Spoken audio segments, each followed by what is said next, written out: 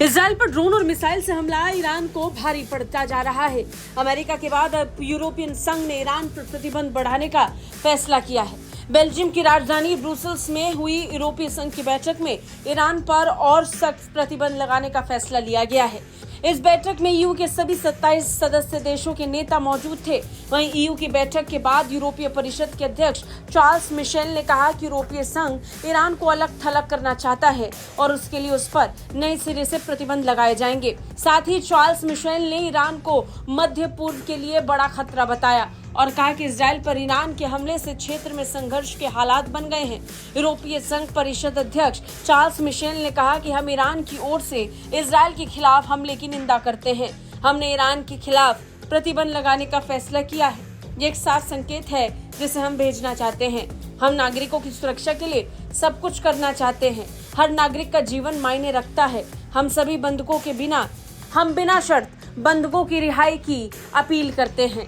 Gaza में तत्काल युद्ध विराम की भी अपील करते हैं। इससे पहले अमेरिका ने कहा था कि वो ईरान के मिसाइल और ड्रोन कार्यक्रम पर नए सिरे से प्रतिबंध लगाएगा। व्हाइट हाउस के राष्ट्रीय सुरक्षा सलाहकार जैक सुलिवन ने ईरान के शक्तिशाली रेवोल्यूशनरी गार्ड और रक्षा मंत्रालय से जुड़ी कंपनियों और संस्थाओं पर भी प्रतिबंध लगाने की बात कही थी। बता दें कि 1 अप्रैल को सीरिया में अपने दूतावास पर हुए हमले का बदला लेने के लिए ईरान ने पिछले शनिवार को इजराइल पर 300 से ज्यादा ड्रोन और मिसाइल दागी थी। अब इजराइल ने संकेत दिया कि वो जवाबी कार्रवाई करेगा, लेकिन ये नहीं बताया कि कैसे। तो इससे पहले इजराइल ने दावा किया कि उसने ईरान से दागे गए अधिकतर मिसाइलों और ड्रोन को पहले ही नष्ट कर दिया था। इजरायली डिफेंस फोर्स ने कहा कि उसने 90% से ज्यादा प्रोजेक्टाइल्स को पहले ही हवा में मार गिराया।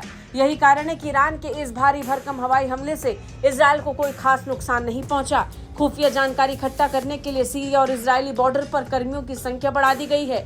इजरायली कार्रवाई को लेकर ब्रिटेन के विदेश मंत्री डेविड कैमरन ने कहा कि हमले के जवाब में इजराइल कार्रवाई करने का निर्णय ले रहा है। इस बीच ईरान ने चेतावनी दी कि उसके क्षेत्र में किसी छोटे से हमले का भी कठोर जवाब दिया जाएगा। इजराइल ने ईरान के अभूतपूर्व हमले का जवाब देने का संकल्प लिया है, लेकिन इस बारे में कुछ नहीं कहा है कि कार्रवाई कब और कैसे की जाएगी। गाजा में जारी युद्ध के चलते महीनों की अशांति के बाद नए घटनाक्रम से क्षेत्र में और ज्यादा शांति फैलने की आशंका है। खैर, जिस तरह से बयान आया हो उसके बाद देखना ये होगा कि ईरान पर प्रतिबंध लग पाएगा या फिर नहीं, और अगर प्रतिबंध लगता है ईरान पर तो क्या भारत पर उसका असर होगा। आपका क्या कहना है, कमेंट करके जरूर बताएं। ब्यूरो रिपोर्ट, भारत तक।